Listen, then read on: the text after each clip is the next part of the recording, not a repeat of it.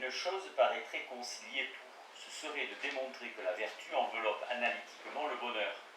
Que choisir entre elle et le plaisir, c'est encore choisir entre deux joies, l'une inférieure, l'autre supérieure. Les stoïciens le croyaient, Stuart Mill aussi et Épicure lui-même. Cette hypothèse peut se vérifier sans doute pour un petit nombre d'âmes élevées, mais sa complète réalisation n'est vraiment pas de ce monde. La vertu n'est point ici-bas, à elle-même, une parfaite récompense sensible, une pleine compensation. Premium ipsa virtus, la récompense est la vertu elle-même.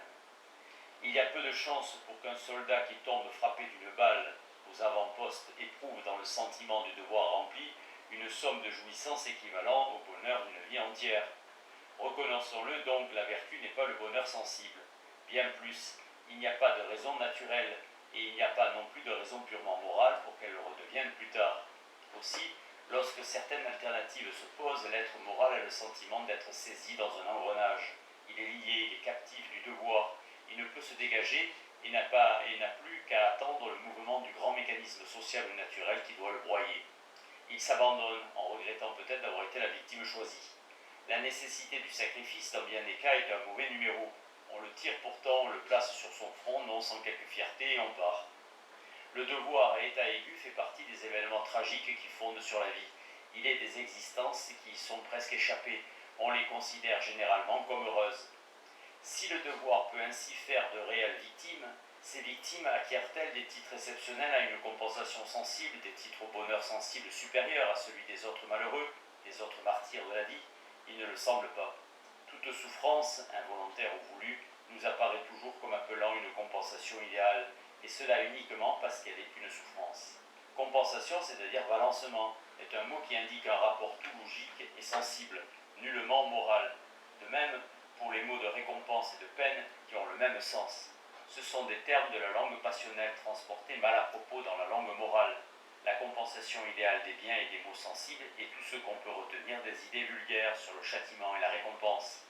Il faut se rappeler que la Némésis antique ne châtiait pas seulement les méchants, mais aussi les heureux dans la vie, ceux qui avaient eu plus que leur part de jouissance. La déesse Némésis, celle qui distribue selon le partage, punit la démesure et veille à la répartition équilibrée de bonheur et de malheur. De même, le christianisme, dans les temps primitifs, considérait les pauvres, les infirmes d'esprit ou de corps, comme ceux qui avaient le plus de chances d'être un jour les élus. L'homme riche de l'Évangile est menacé de l'enfer, sans autre raison apparente que sa richesse même. Les premiers seront les derniers. Aujourd'hui encore, ce mouvement de bascule dans la grande machine du monde nous paraît désirable. L'idéal semblerait l'égalité absolue de bonheur entre tous les êtres. Quels qu'ils fussent, la vie au contraire est une consécration perpétuelle de l'inégalité. La majeure partie des êtres vivants, bons ou mauvais, pourrait donc prétendre dans l'idéal à une réparation, à une sorte de balance des joies, à un nivellement universel. Il faudrait aplanir l'océan des choses, que cela ait jamais lieu. Aucune induction tirée de la nature ne peut le faire supposer, tout au contraire. Et d'autre part, d'aucun système moral, on ne peut tirer par une déduction rigoureuse la reconnaissance d'un véritable droit moral à une telle compensation de la peine sensible. Cette compensation désirée par la sensibilité n'est nullement exigée par la raison. Elle est tout à fait douteuse pour la science, peut-être même impossible. Nous ne croyons pas que la foi à la sanction religieuse apporte un grand changement à l'aspect qu'un tel être, malade moralement, présente pour tout être sain. Le crime ne peut offrir pour l'homme qu'un seul attrait, celui de la richesse, qui a la chance de se procurer. Mais la richesse, quelque prix qu'elle ait aux yeux populaires, n'est pourtant pas sans commune mesure avec tout le reste. Proposer à un pauvre de le rendre millionnaire en lui donnant la goutte, il refusera s'il a l'ombre de raison.